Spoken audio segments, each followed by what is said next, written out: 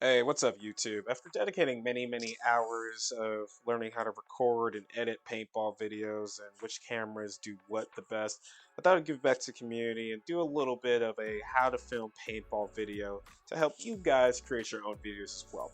Now, this will not be a traditional camera video where I'm going through all the resolutions, doing side by sides. I will show some clips to give you a sense of what these cameras do so well.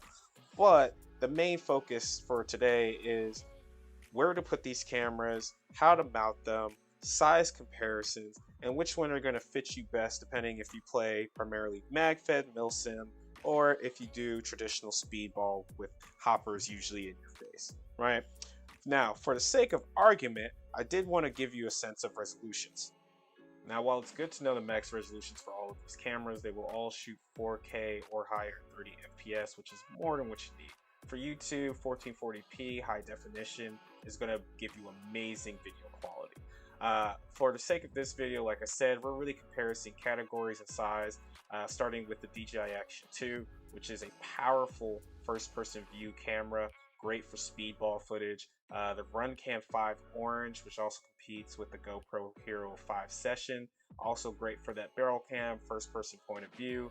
Then you have the Scope Cam, the RunCam Scope Cam 2 4K, best in its class for catching those sniper shots in the Milsim environment. Then you have the GoPro Hero 9 Black, which I would say industry standard, right? You can get the 10 or 11, but this is going to have all you need for a lower price.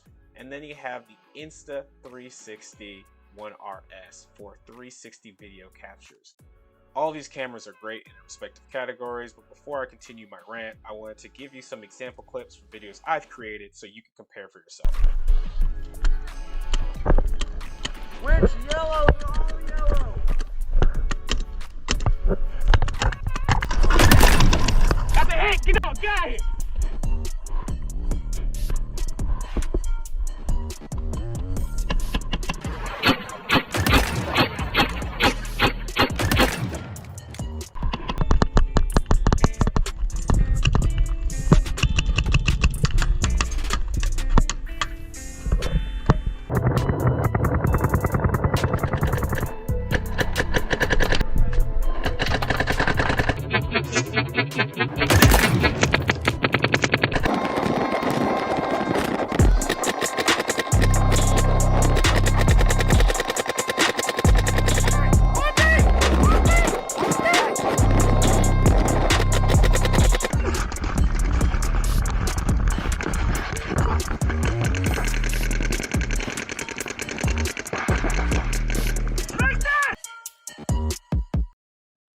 Alright, welcome back guys. Hope you enjoyed the footage, and I also hope you caught the disclaimer of when cameras were in their cases.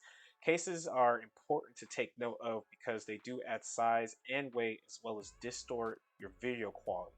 Some cameras, it's a necessity, like the Insta360, you're going to want to protect that 360 lens at all costs. Then when you look on the left-hand side of things with the DJI Action 2, you can pretty much raw dog this camera as well as the RunCam and keep that slim form factor. There's just a few benefits to a case where in the DJI Action 2, it will actually help dissipate the heat so you can maintain longer recording times. This can extend it as much as 2-3 minutes depending on settings. The RunCam, it's not waterproof, so you might need a case just to use it in the rain or go diving with it, right? Best of both worlds, probably get a Hero 5 Session from GoPro. Then you have the Scope Cam. I mean, this thing's a tank. You can throw it in lava and be fine. Yeah, just just get mounted to a railing and get going. The GoPro as well as the Insta360. Once again, it depends, right? The Insta360 absolutely need a case or at least a lens protector because it's $300 to replace that lens. Anything happens to it and it scratches easily. The GoPro, I personally don't put a case on mine anymore. It's taken straight shots from regular paintballs, graffiti, and been fine, but I've also seen first strikes throwing them. So use your discretion based on your play style. I'd say all of these cameras except the 360 is going to be able to tank a paintball hit. Once you decide how you're going to case your camera, now you can start to move on to mounts. Let's start with the face mask mount. That's a mouthful, huh? On the right, you have the more expensive HK Army, and then you have on the left the cheaper generic mount. They both serve the purpose of mounting to give you that first person view. HK Army is just a bit more ergonomic, so I like it more right now. And then, of course, because you're not basic like I was in the beginning of my recording career, you're going to want to use combo mounts to actually get unique perspectives as well as get a form-fitting look when you put these cameras in front of your face, right? You're going to have options such as 360-degree mount where you can get portrait views if you're a TikToker, or just bring the GoPro down a little bit from your face. This S mount I've really been liking in reducing the height of where the GoPro sits on my head top, or the DJI Action 2.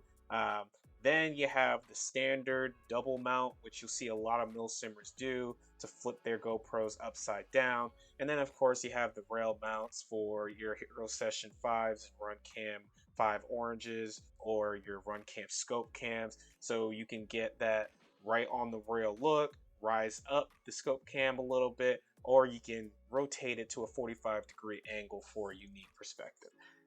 All of these mounts are going to be used in different combos. I'm going to walk through all of them now. Of course, number one on the list is going to be the GoPro Hero 9. If I could recommend one do-it-all camera, because you can only afford one do-it-all camera, get the GoPro. It's going to be the best bang for buck in terms of video quality and durability, and it's going to give you flexible mounting options as you see here. You can do the head top mount like I used to do, or you can get more advanced, flip it upside down with a combo mount. This is great for milsim because you avoid creating a giant target at the top of your head while keeping everything ergonomic, slim fit, and tight right to your mask, and it gives better viewing angles. But let's say you have a Hero 6 and you have to do some post-editing work if you flip it upside down. Well, you can get this S-shaped mount, bring it down a few inches, and get the same effect. This has really been my favorite go-to so far for both milsim and speedball. Next on the list is the RunCam 5 Orange / the Hero 5 Session, because they're the same size, except the Hero 5 Session is waterproof and has better video quality. These cube cameras are great options for first-person point of view angles, barrel cam angles and speedball formats, or even look back angles when you talk about milsim and you're in the woods. They're very sleek. They have some great mounting options. This is my preference in mounting it. I've also seen people like Colorado Magfed Paintball mount it like a monocle to the side of his mask. It's a flexible cube camera, but the Hero 5 Session is the better option. The DJI Action 2 is the best possible camera option for speedballers and speedsofters because it provides, with the smallest amount of real estate, the best video quality. Now, you can see from this video it has a slim, sleek, slender design, so long as you mount it the appropriate way. My advice is use the zip tie like Matt the Gym Rat, because this helmet mount looks ridiculous. Imagine dipping and diving through obstacles in the snake and your camera is what gets you caught up. It would be sad. Now, the reason why I say it's best for speedballers and speedsofters is because this camera without the battery attachment does not last a long time. It has 22 gigabytes of free storage, which isn't a lot for woods ball personally, and it overheats very quickly. So short bursts is where it shines. Now, I threw the Insta360 One RS in here just for funsies. Mounting this to the top of your head is just going to be ridiculous no matter what you do. So if you do bring it out, just make sure your primary goal is solely recording. You have two options, either the S mount or the direct head mount. Either way, it's huge, right? And like I said, I'm going to keep this thing in a case whenever I use it for action sports because that lens is expensive. Now let's say you've got the big payday, girlfriend, boyfriend, bought you something nice for Christmas, and you need a secondary camera for your milsim cams. Get a RunCam Scope Cam camera, or get a Scope Cam of any sort, right? But you need that barrel cam zoomed in so people can actually see what you're shooting at in those dark environments, whether that be the woods or whether that be Nuketown if you ever get a chance to go out there. Can you use a Scope Cam for speedball?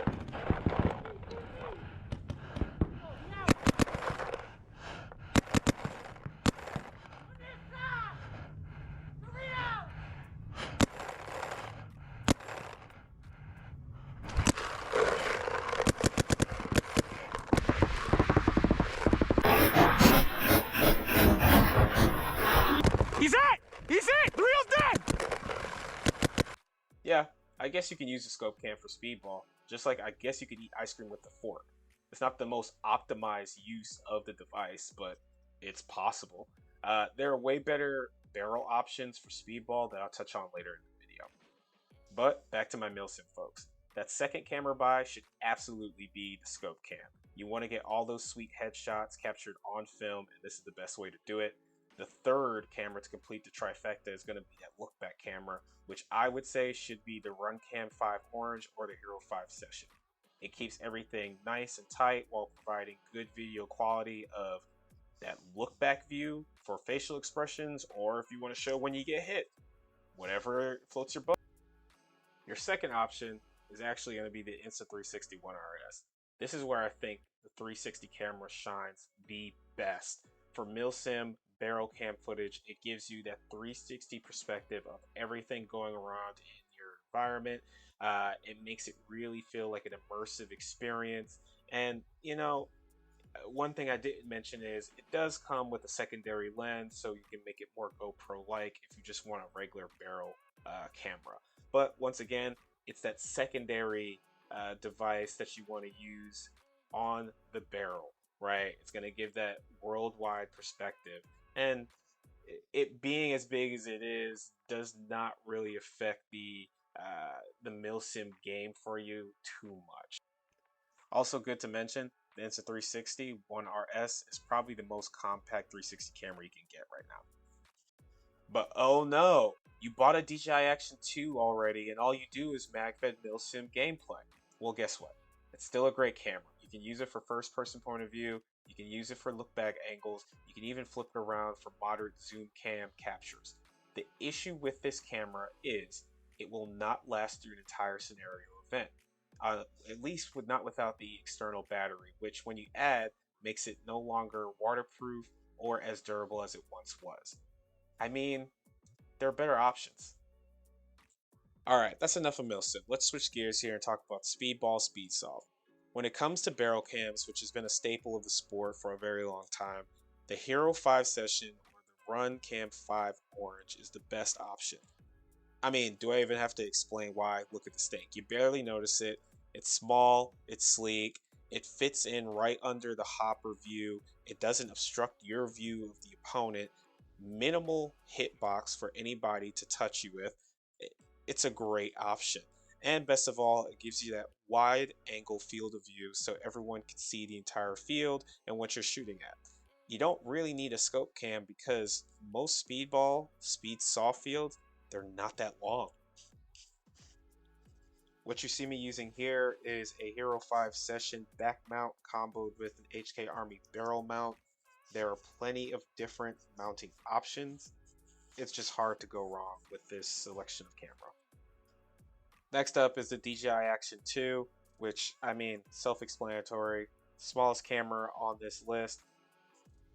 It's also a great barrel mount for Speedball Speedsoft for obvious reasons. My ultimate suggestion is to use the DJI Action 2 as your first person point of view camera on your face mask, and then use the RunCam 5 Orange or Hero 5 Session as your barrel camera for the perfect Speedball Speedsoft combo. You can see a great example of how this is done by Paintball Ruined My Life. Though I'm pretty sure he just uses 2 Hero 5 Sessions or something like that.